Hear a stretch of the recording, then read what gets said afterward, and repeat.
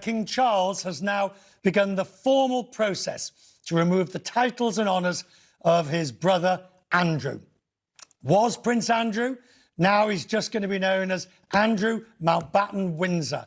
And action is also being taken to force him to surrender his lease at the Royal Lodge, the vast mansion that he lives in Windsor Park that he hasn't paid any rent on, or at least not directly. It comes as Andrew faces controversy. You're well aware of the reasons. It's all about Jeffrey Epstein. Max Foster is with me. The big difference here, Max, until now it's always been Andrew voluntary this, Andrew doing that, Andrew agreeing that, but this is different. It's come from the king. He didn't object. I mean, read into that language, from the palace. He's basically been forced to not only stop using his titles, but he's going to be stripped of them. So they're saying you can't have them anymore. And, we've talked before about how many of these titles were earned. So the Duke, his other Scottish titles as well. But the Prince title is something he was born with, and they're arguing that he should be able to keep that. Actually, that's been taken away as well. So he's only Andrew now, which is extraordinary. But the other part of it is this issue that a lot of the British public have. And actually, there's been a lot of commentary in the UK how the media's behind on this. The public want him out of that house. And he's been evicted, effectively. I mean, whatever wording you want to put on it, he's been thrown out of that house. But he is being given another one, a smaller one, on the Sandringham estate, which is the king's private estate. So there's no public money involved there anymore. But the fascinating part is that the king is doing this. It's formal. It's going to require various legal documents. Yes. And that's different to what we'd seen before. And in sending Andrew to Sandringham, essentially they are putting him into domestic exile. He's going off, no titles, we don't want to see you again. They could have given him nothing at all. They've given him a house. I think, actually, it's not going to be as clean as everyone thinks, because the king's still going to be accused of being part of the cover-up, because he's being protected by giving him a house. A lot of the public want him completely out of the picture altogether, but it's probably the best compromise they can have. It's on a private estate. It's not a public estate. There's no public money involved. Right, but what about the Sarah Ferguson, the former Duchess of York? Fergie, we believe, she's going to move in with him? She's already living with him in Royal Lodge. Yeah, so it's what royal sources can be like. So when I was asking about Sarah Ferguson, where will she live? Sarah Ferguson will make her own arrangements. Yeah, that's the equivalent of the old Diana. She's no longer an HRH. Yes. She'll get on with it. But you're right, she'll be able to live with Andrew, probably. They're very protective. The daughters, then? Yes, that's interesting, because they're very... Have they said... It's one of the first things they talked about, that as the daughters of the son of a sovereign. Yeah. Yes. But they're not a son. Oh, yes. Yes. The Queen, the late Queen. Beatrice and Eugenie will retain their titles in line with King George V's Letton's patent, 1917. So, as you know, they're very popular in the family. Their parents are less popular. I think, there has been some reporting and some commentary, which hasn't been denied, that William has gone to them, and they've been very much part of the negotiation. And everyone wants to protect them. And that's the one part of this that everyone's agreed, from the king to William to Andrew to Fergie. They want to make sure the girls are okay, and they're going to be, and they've got apartments at Kensington Palace. One at St James's. Yes, essentially. Yeah. St James's. But the other thing that's fascinating is we're going to see this at Christmas, because the royal family go to Sandringham at Christmas, by which time Andrew and Fergie could be living at Wood Farm or whatever they put them there. They won't be invited to the house for Christmas. And we've been told that they're not invited to Christmas, but as you say, they're at the house. They're just down the road. We shouldn't laugh. I mean, this is so... It's kind of ridiculous on one level, because this is a lot of minutiae that people don't really care about. It's a massive thing, obviously, for the royal family. But, I have to... this is the thing that we should talk about, is that for the first time in a formal Buckingham Palace statement, they're saying our thoughts and utmost sympathies have been and will remain with the victims and survivors of any forms of abuse. And this has been the constant failure, certainly for Andrew. In the BBC interview, he didn't talk about the victims and survivors. Yeah. Actually, the royal family haven't talked enough about them either. And definitely behind the scenes, they've been completely aware of it. And I know that they have been very...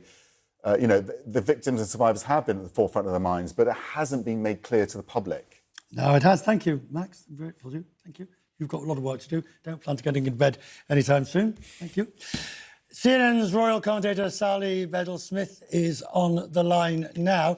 Sally, there's a strong argument that says this should have been dealt with by the late Queen all those years ago when she first stripped Andrew of his titles. And she was too soft then. Do you buy that? Not entirely. I think she was trying to keep the ship sailing, and there's so much more that we have learned. I think probably she was taking Andrew at his word when he said, for example, that he got everything off with Jeffrey Epstein in December 2010, and we now know through that leaked email or revealed email from 2 months later that he was writing a very cozy email to Jeffrey Epstein.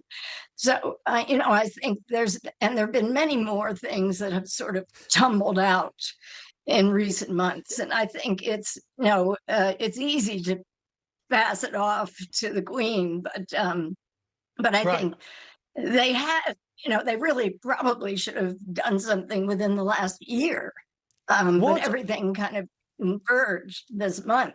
Right. So what is it, do you think, that finally drew and pushed the king to do this? I mean, for instance, we saw the picture of at one of the girls' birthday parties of Epstein, Weinstein and Maxwell, all sort of at a fancy dress. We've seen questions today about the Duke of Edinburgh, Prince Edward's arrangements on his lease at Bagshot House. Do you think the king is really concerned that the waters are lapping too close to home? Well, I do think so, because there have been a number of pieces over the last year that have raised questions about the financing of the royal family. And I think, they need to stanch the wound right now. Right. And I mean, just yesterday, the New Statesman magazine had a pretty rough cover story about calling for the abolition of the monarchy. It's a very tough piece, and I think, I don't think things like that can be ignored. I mean, we have seen since Prince Charles became king, we've seen more Republicans out on the streets holding up banners saying, "You're not my, no more kings, you're not my king." And so I think they fear that this, if it were to continue, it would keep damaging the royal family and the monarchy.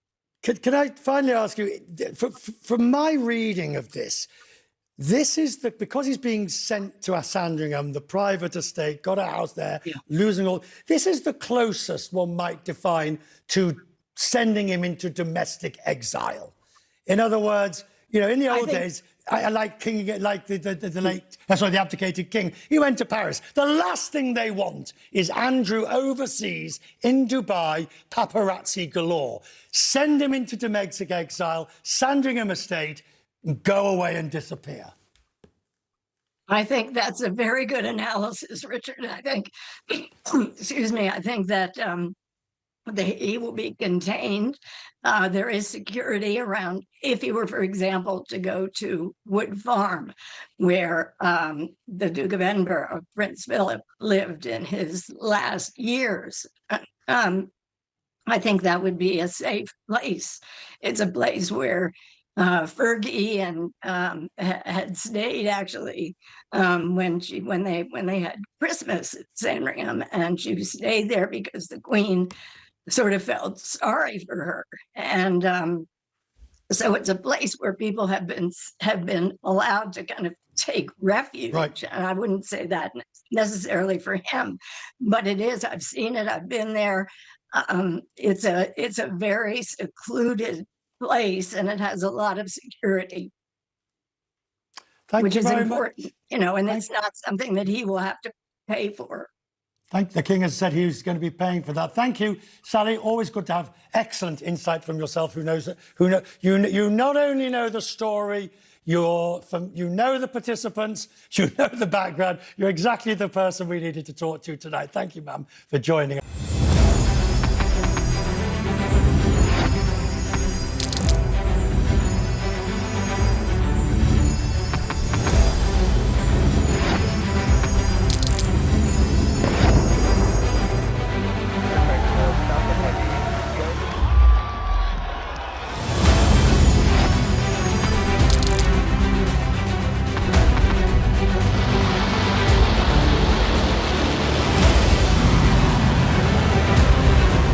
Been fighting so long and so hard that they don't know what the they're doing.